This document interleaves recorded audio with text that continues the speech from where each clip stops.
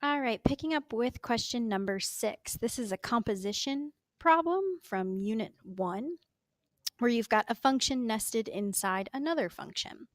It's asking what is the value of that nice composition. So what I like to start with is just the inside, especially when there's a value in there. So t of 3, if I evaluate t of x, or that top function at 3, I get -3. So that inside function just becomes -3.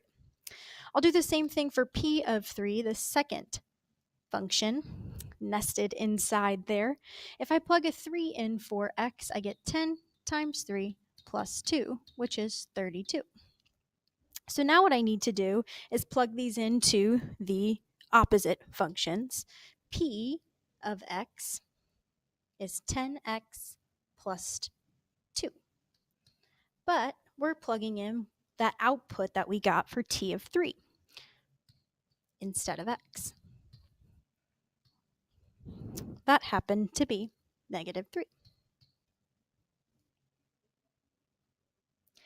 Then we'll also set up the second part of this function, t of p of 3. Well, t of x, that function is just -x, but we're substituting the x value for the output that we got when we plugged 3 into the p of x function, which is 32. Now all I need to do is simplify this. What I end up with is -30 plus 2, or -28, minus -32, which is plus 32. -28 plus 32 gives us a nice positive 4, and that's our answer. Number 7 involves two different things that we've talked about, both from Unit 1 and a little bit from Unit 7 with that limit notation there. So essentially what this function is asking, it's saying what value of c makes the limit as x approaches 2 exist. That's the same thing as saying what makes the function continuous, because we know that in order for a limit to exist, the function has to be approaching the same value both from the left and from the right. So we're trying to make this piecewise function continuous, which is what we did in Unit 1. What you do to make a piecewise function continuous is you set the two functions equal to one another. Cx plus 1 equals cx squared minus 1.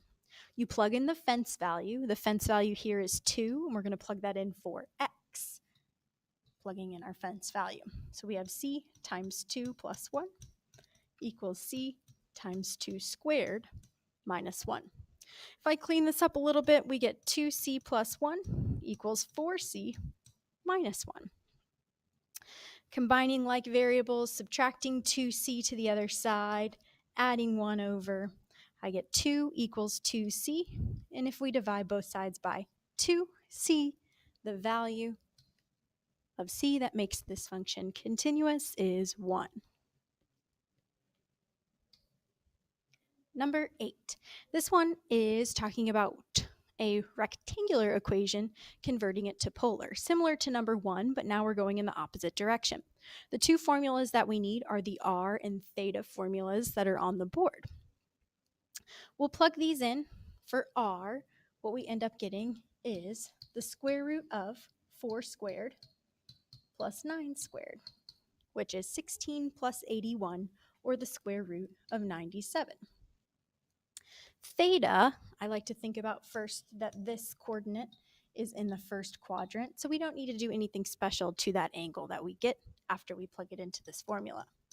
Inverse tangent y over x, 9 over 4, and make sure you're in degree mode when you enter this in. The value that you get, 66.04, so this matches most closely with letter A.